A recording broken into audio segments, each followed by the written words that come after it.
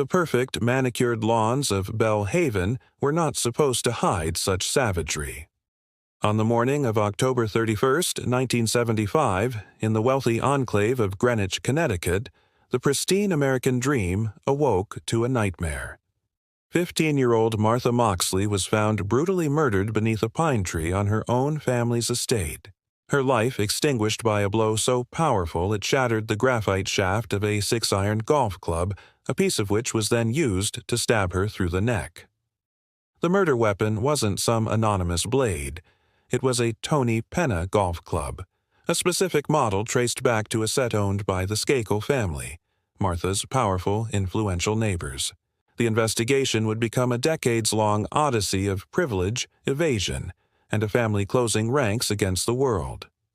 Martha Moxley was the vibrant, all-American girl next door with a wide, easy smile and a future full of promise. She had moved with her family to the rarefied world of Greenwich just 2 years prior, a world of sprawling estates and old money lineage. That Halloween Eve, she was part of the typical teenage chaos of the neighborhood, engaged in the time-honored tradition of bellhopping, ringing doorbells and running away.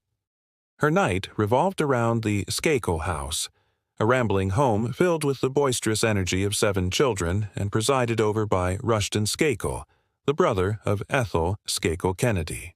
Martha was last seen alive around 9:30 p.m., talking to 17-year-old Thomas Skakel near the family swimming pool.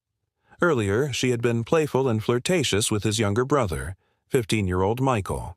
The Skakel boys were known for their wild, almost feral behavior, a result of a mother lost to cancer and a father often absent or ineffectual. As the night turned to morning and Martha failed to come home, a quiet anxiety grew in the Moxley household. It erupted into full-blown terror with the discovery of her body. The initial police investigation focused intensely on the Skakel home, the origin of the golf club. But the Skakels were not cooperative. They were vague, their timelines muddled.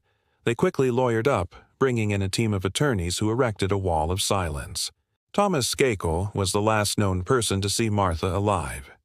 He claimed he left her on the lawn, went upstairs to his third-floor bedroom, and listened to music. His alibi was thin. Michael Skakel, who had a well-documented crush on Martha, also had no solid alibi. He claimed he and his older friends, the Terrians, drove to the latter's home in nearby backcountry to watch a Monty Python film. But his account of the timing was hazy. The case, suffocating under the weight of the Skakel family ISA's political connections and their refusal to be properly questioned, grew cold. For years, the file gathered dust, a painful open wound for the Moxley family, and a dark stain on the Greenwich police force. The case might have remained frozen forever were it not for a relentless, decades-long pursuit for justice. Martha's mother, Dorothy Moxley, became a quiet but unshakable force, never allowing her daughter's memory to fade. The case saw a dramatic resurgence in the early 1990s, ignited by the publication of former Los Angeles police detective Mark Fuhrman's book, Murder in Greenwich. Fuhrman's investigation pointed a firm finger at the Skakel family, reviving public interest and putting immense pressure on authorities. This led to the case being handed over to a grand jury. The real break, however, came from within the Skakel circle itself. As adults, the ghosts of that night began to talk. Former classmates of Michael's from the Elon School, a tough-love rehabilitation facility in Maine, came forward with shocking testimony. They claimed Michael had confessed to the crime. One witness recounted a chilling story. During a group therapy session, Michael was confronted about Martha. He allegedly broke down, sobbing and admitting, "I'm going to get away with murder. I'm a Kennedy." The investigation built its case brick by painful brick. The timeline finally collapsed. Evidence suggested the murder occurred later than initially thought, well after Thomas claimed to be in bed. The theory that emerged was one of a jealous, drunken rage. Michael, infatuated with Martha, saw her talking to his older brother. In a fit of drunken fury, he retrieved the golf club from the garage. The grand jury concluded there was enough evidence, and in January 2000, a full 25 years after Martha Moxley's death, Michael Skakel was arrested and charged with her murder. The courtroom drama that followed was a national spectacle. The defense, led by famed attorney Mickey Sherman, painted Michael as a victim himself, a scapegoat for a botched investigation, a man with an alibi and no motive.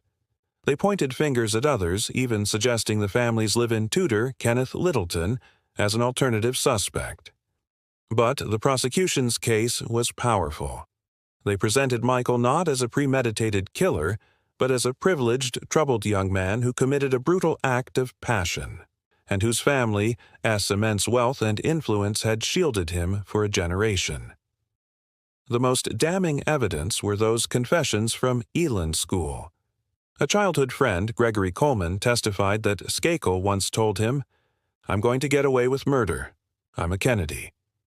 On the stand, when asked if he had anything to say to the Moxley family, Michael Skakel turned to Dorothy Moxley and uttered a quiet, "I'm sorry for your loss." It was not an admission of guilt, but to the jury it sounded hollow, the words of a man finally cornered. In June 2002, Michael Skakel was found guilty of murder. He was sentenced to 20 years to life, but the story of Martha Moxley refused to end. In a shocking twist, Skakel's conviction was overturned in 2013 on the grounds that his original attorney, Mickey Sherman, had failed to adequately represent him. A new trial was ordered. The legal battles raged on for years, a torturous back and forth for both families. In 2020, the Connecticut Supreme Court reinstated the conviction, only for it to be dismissed again. The final, bitter conclusion came not from a jury, but from a prosecutor's pragmatic decision. In November 2021, facing the immense difficulty of retrying a 45-year-old case with aging witnesses and faded memories, the state announced it would not pursue a new trial against Michael Skakel. He was, for the final time, a free man. The verdict that had once given the Moxleys a measure of peace was now vacated, leaving only the cold, hard fact of an unresolved murder and a family who never saw final justice. The gilded gates of Belle Haven secured a fortune, but they could not keep out a killer, and the American justice system eventually could not hold him. Some lawns are so green because of what is buried beneath them. If stories like this keep you hooked, hit subscribe for more.